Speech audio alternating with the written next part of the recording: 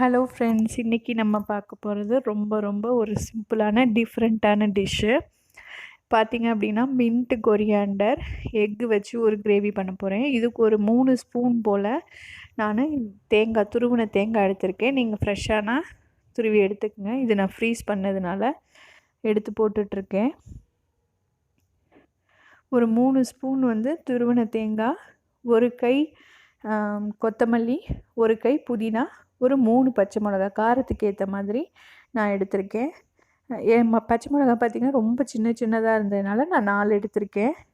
இப்போ இது எல்லாத்தையும் போட்டு மிக்சியில் நல்லா கிரைண்ட் பண்ணிடலாம். கிரைண்ட் பண்ணி ஒரு பேஸ்ட்டாக எடுத்து வச்சுக்கலாம். இது கூட நான் நீர் தோசை, டின்னருக்கு நீர் தோசை பண்ண போகிறேன். பெங்களூரில் ரொம்ப ஃபேமஸ்ஸு. பெங்களூர் எல்லா ஊர்லேயும். இப்போ பார்த்திங்க அப்படின்னா இது இட்லி அரிசி நான் காலம்பரை மத்தியானம் ஊற வச்சு வச்சுருந்தேன். அரைக்க போகிற நேரத்தில் கொஞ்சோண்டு தேங்காய் போட்டு ஜீனி உப்பு போட்டு அரைச்சி எடுத்துக்கணும். இந்த பேட்டர் எப்படின்னா தண்ணியாக மோர் மாதிரி இருக்கணும். இது புளிக்க வைக்கணும்லாம் அவசியம் இல்லை. டைரெக்டாக தோசைக்கல்ல ஊற்றிட வேண்டியதான். நம்ம மாவு அரைச்சி இப்போ ரெடியாக எடுத்து வச்சாச்சு. இப்போ பார்த்திங்க அப்படின்னா ஒரு எண்ணெய் சட்டி வச்சு தேவையான அளவு எண்ணெய் ஊற்றிக்கிறேன். இப்போ பார்த்திங்க அப்படின்னா நான் தாளிப்புக்குன்னு எதுவும் சேர்க்கலை. டைரெக்டாக வெங்காயத்தை போட்டிருக்கேன். வெங்காயம் நல்லா சுருங்க வதங்கினதுக்கப்புறமா தக்காளியை போட்டு இதில் வதக்க போகிறோம். தக்காளியும் நல்லா சுருங்க வதங்கினதுக்கப்புறம் கரம் மசாலா,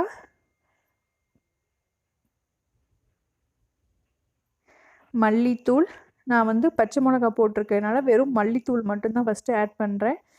மிளகாத்தூள் போட போகிறதில்ல, ஏன்னா அந்த க்ரீன் கலர் மெயின்டைன் ஆகணும் அப்படின்றதுக்காக மல்லித்தூள் போட்டிருக்கேன். கரம் மசாலா, மல்லித்தூள், பெருஞ்சீரகத்தூள் போட்டு நல்லா வதக்கிக்கிறேன். உப்பு தேவையான அளவு போட்டு நல்லா வதக்கிடுங்க. இதெல்லாம் நல்லா சுருங்க வந்ததுக்கப்புறமா நம்ம அரைச்சி வச்சுருக்க கிரேவியை இதில் ஊற்றிட வேண்டியதான். இதில் நான் எக்ஸ்ட்ராவாக பெப்பர் பவுடரும் ஜீரகத்தூளும் சேர்க்க போகிறேன். அது எப்போ சேர்க்க போகிறேன் அப்படின்னு பார்த்தீங்கன்னா முட்டையை உள்ளே வச்சதுக்கப்புறம் தான். பாருங்கள், அது தெரியும் உங்களுக்கு. இப்போ நீர் தோசை மாவு ரெடி ஆகிடுச்சு. நான் சொன்ன மாதிரி மாவு ரொம்ப தண்ணியாக இருக்கணும். இப்போ இதை நான் தோசைக்கல்ல ஊற்றிட்டேன். இதை டபுள் சைடு வேக வைக்கணும்னு அவசியம் இல்லை. மூடி போட்டு வேக வச்சு ஒரு சைடு வேக வச்சாலே போதும். ஸோ இப்போ நான் இதை ஒன் சைடு வேக வைக்கிறேன். இப்போ பார்த்தீங்க அப்படின்னா கிரேவியில் நம்ம போட்ட பொடியோட அந்த பச்சை வாடெல்லாம் நல்லா போயிடுச்சு.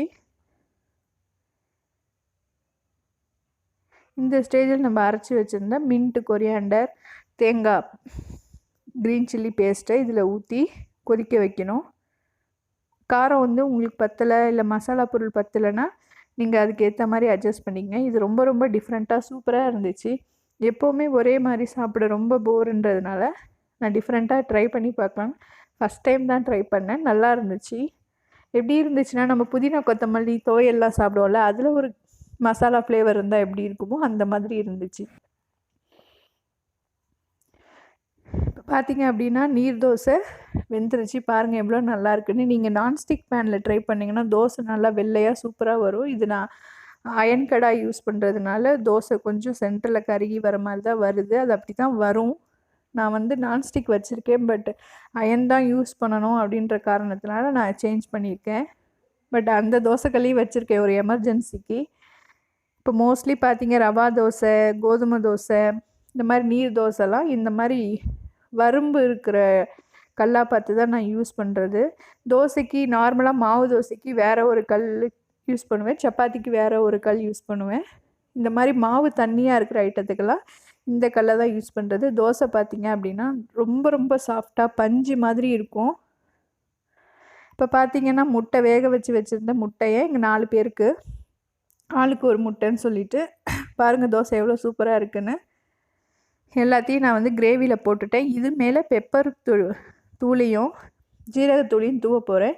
இதை தூவிட்டு நம்ம நல்லா போட்டு கிண்டக்கூடாது, ஏன்னா மஞ்சக்கரு தனியாக வந்துடும். ஸோ அதனால் இதில் மேலாலே தூவிட்டு நம்ம அப்படியே ஒரு கிண்ணத்தில் மாற்றி வச்சுக்கிட்டோம் அப்படின்னா பெப்பரும் ஜீரகமும் அந்த முட்டை மேலேயே ஒட்டியிருக்கும். நமக்கு மஞ்சக்கருவும் வெளியில் வராது. டேஸ்ட்டு நம்ம டிஃப்ரெண்ட்டாக ஃபீல் ஆகும் சாப்பிடும்போது.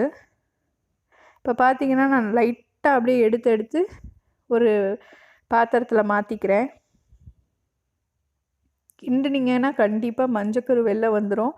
அந்த க்ரீன் கலரே மெயின்டைன் ஆகாமல் வேறு மாதிரி இருக்கும். ஸோ அதனால் கிண்டாமல் அழகாக எடுத்து வச்சுக்கோங்க. இப்போ பார்த்தீங்க அப்படின்னா நம்ம கிரேவி ரெடி ஆகிடுச்சு. இந்த கிரேவி கண்டிப்பாக உங்களுக்கு ரொம்ப பிடிக்கும், டிஃப்ரெண்ட்டாக இருக்கும். ட்ரை பண்ணி பாருங்கள். இது வந்து சப்பாத்தி, தோசை எல்லாத்துக்குமே நல்லாயிருக்கும். எங்கள் வீட்டில் அன்றைக்கி தோசை மாவு இல்லாத காரணத்தினால இந்த நீர் தோசையை நான் ட்ரை பண்ணேன். இந்த 2 ரெசிபியும் உங்களுக்கு ரொம்ப பிடிச்சிருக்குன்னு நினைக்கிறேன். கண்டிப்பாக இந்த ரெசிபீஸை ட்ரை பண்ணி பாருங்கள். மறக்காமல் என் சேனலை சப்ஸ்கிரைப் பண்ணுங்கள். தேங்க்யூ.